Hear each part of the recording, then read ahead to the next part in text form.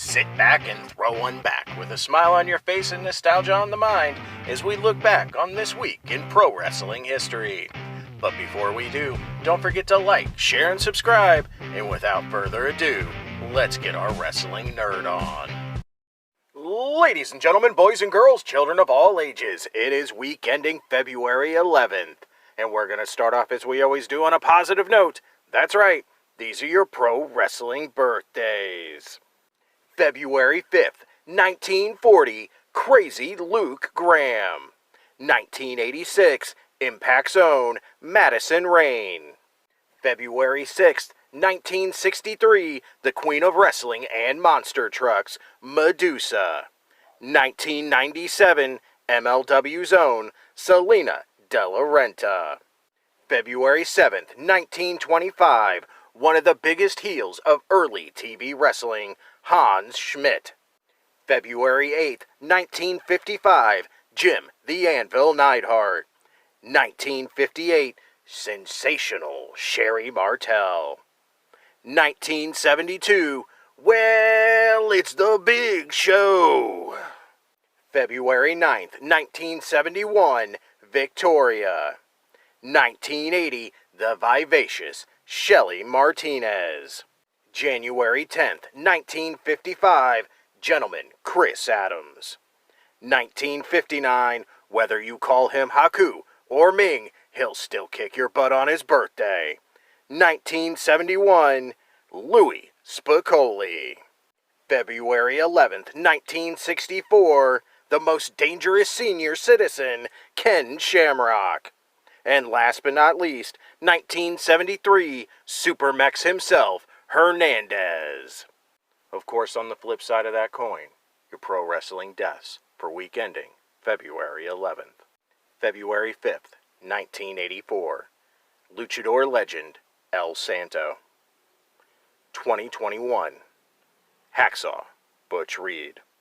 February 7th, 1992, the Mad Dog Buzz Sawyer.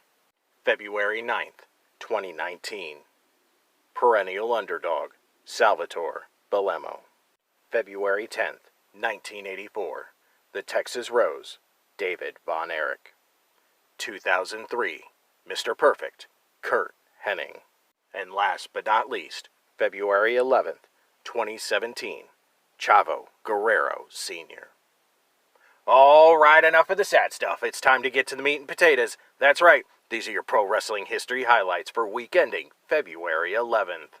Starting our highlights, February 5th, 1913, Mike Yokel defeats Henry Goring to win the World Middleweight title in Salt Lake City, Utah.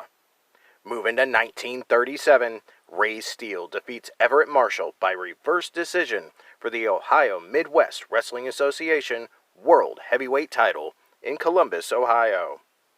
Grooving to 1963, Don and Luke Fields win their second Mid-American NWA Southern Tag Team titles in Nashville, Tennessee, ending the fourth reign of the Medics, Tony Gonzalez and Donald Lorty.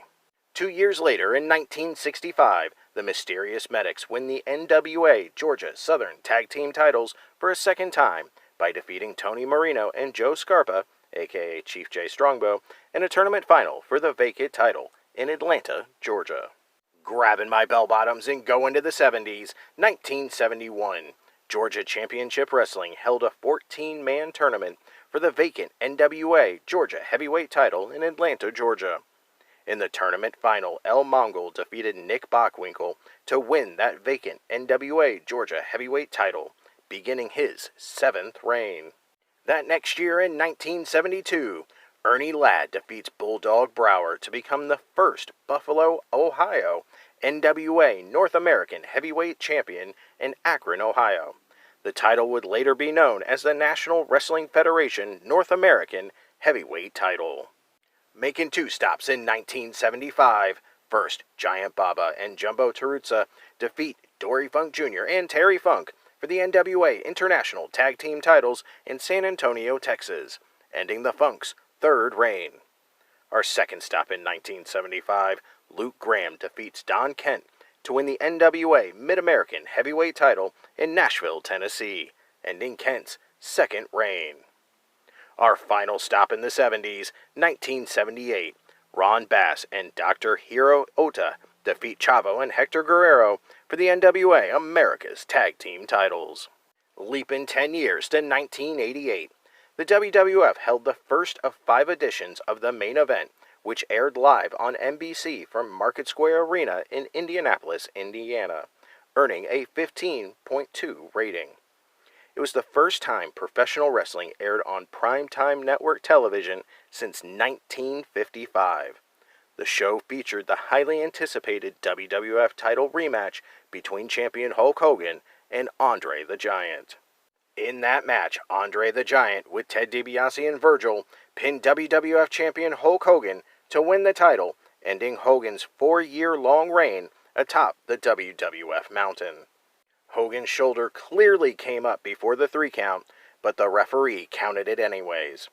DiBiase, according to the storyline, had paid for the referee to get cosmetic surgery to make him look like referee Dave Hebner, and paid off the new referee to take Dave's place.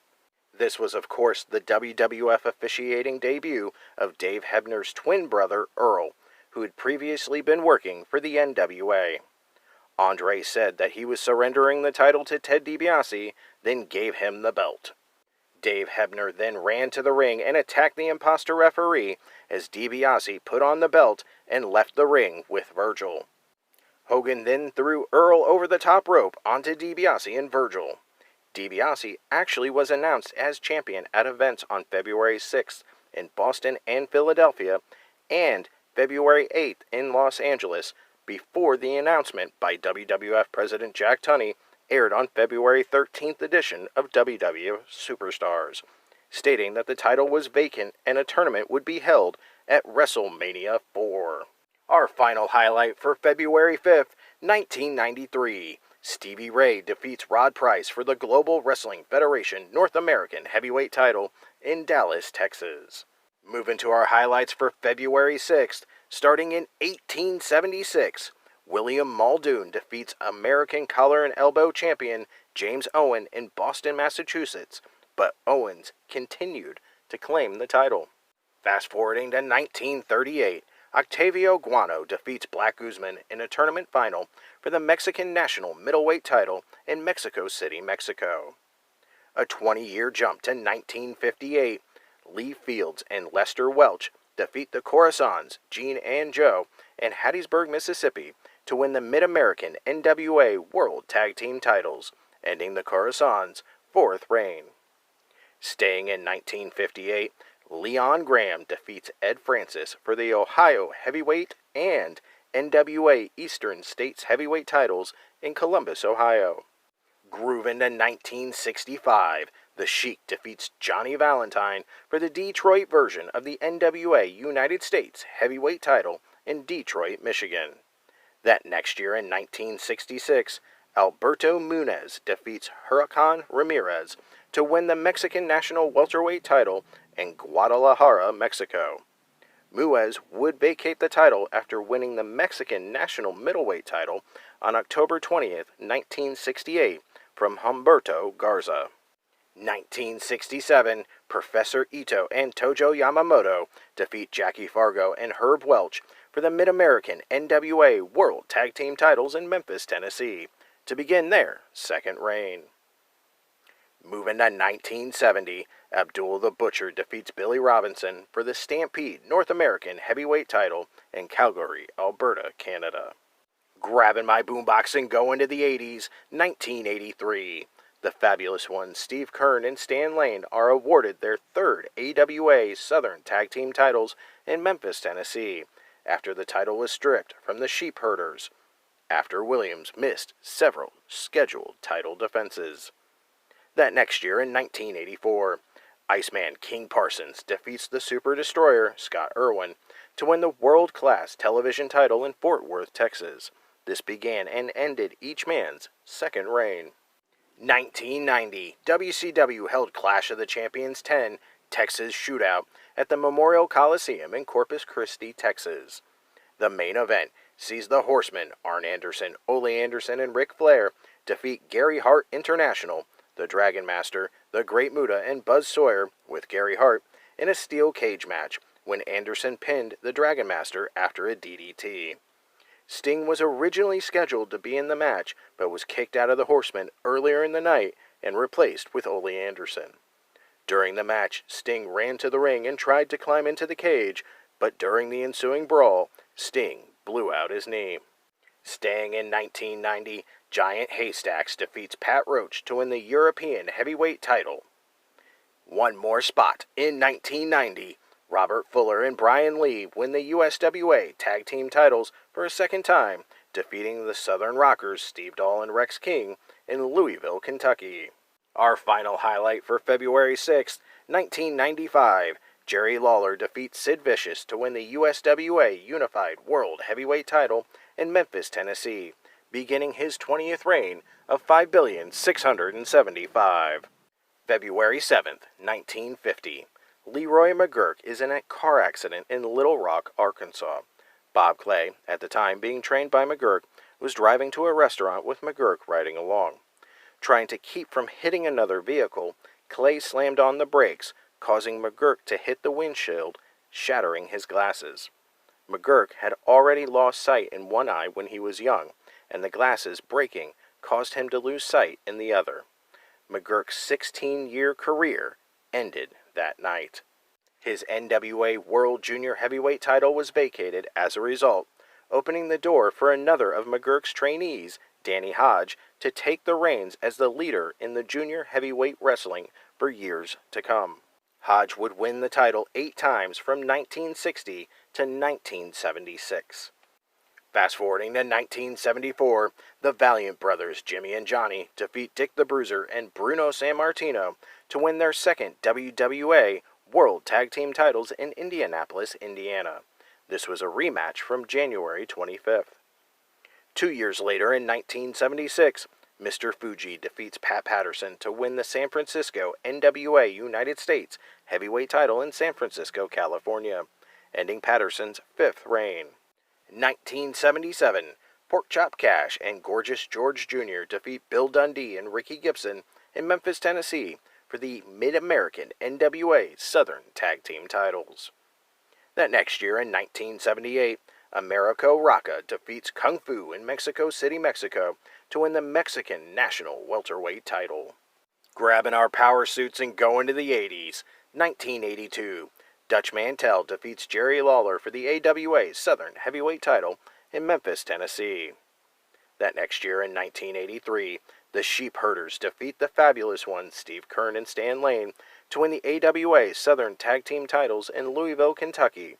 Kern and Lane had just been awarded the titles the previous day in Memphis, Tennessee, after Williams had missed several scheduled title defenses. This began the Sheep Herders' second reign and ended the Fabulous Ones' third. 2 stops in 1984. First, the Dynamite Kid defeats the Cobra in the finals of a month-long 8-man round-robin tournament to win the vacant WWF Junior Heavyweight title. Our second stop in 84, Wayne Ferris, aka the future Honky Tonk Man, wins a tournament final in Mobile, Alabama for the vacant NWA Southeastern Heavyweight title. 3 years later, in 1987, Bill Watts' UWF held an 8-team tournament in Fort Worth, Texas to fill the UWF World Tag Team title vacancy left by Jim Duggan and Terry Taylor.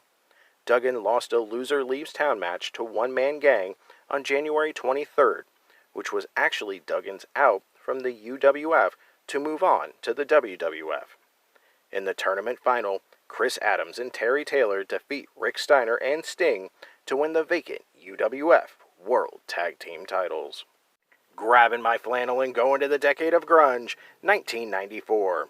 2 USWA titles change hands at the Mid-South Coliseum in Memphis, Tennessee, both involving the Gilbert brothers. Doug Gilbert defeats Brian Christopher in a title versus hair match to keep his hair and end Christopher's 9th USWA heavyweight title reign. And Jerry Lawler takes the USWA Unified World Heavyweight title from Doug's older brother Eddie Gilbert. This ended Gilbert's 3rd reign and began Lawler's 18th of 5,675. Our final stop for February 7th, 1998, Jushin Thunder Liger defeats Otani in Sapporo, Japan to win his 9th IWGP Junior Heavyweight title. Moving to February 8th, 1963, Eddie Graham defeats Fred Blassie in Atlanta, Georgia to win the Georgia's version of the World Heavyweight title, ending Blassie's second reign. Moving straight to 1975, Ric Flair defeats Paul Jones for the NWA Mid-Atlantic television title in Winston-Salem, North Carolina, ending Jones's second reign. This was Flair's second ever pro wrestling title. Staying in 1975, Abdul the Butcher defeats Bobo Brazil for the Detroit NWA United States heavyweight title in Detroit, Michigan, ending Brazil's 7th reign. 5 years later, in 1980, Stan Hansen defeats Antonio Inoki for the National Wrestling Federation heavyweight title in Tokyo, Japan, ending Inoki's second reign.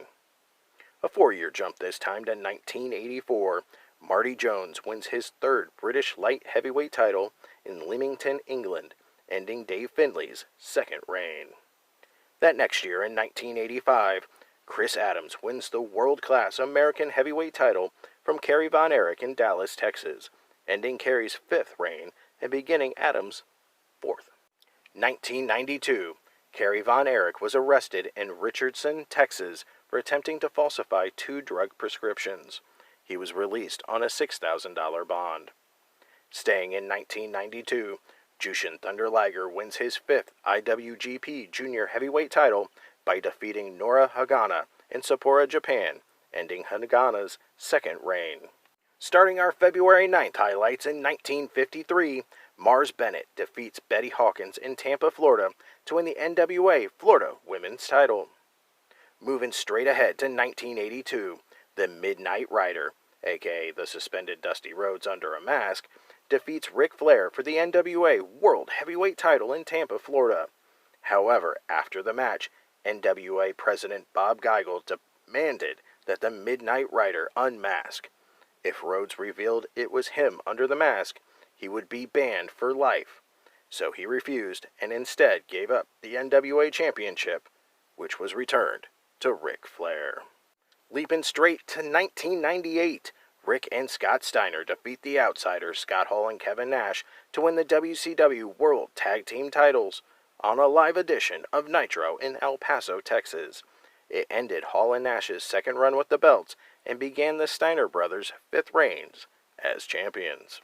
Starting our February 10th highlights all the way back in 1926, Ted Thigh defeats Clarence Euclid for the World Light Heavyweight title in Columbus, Ohio, ending Euclid's 3rd reign.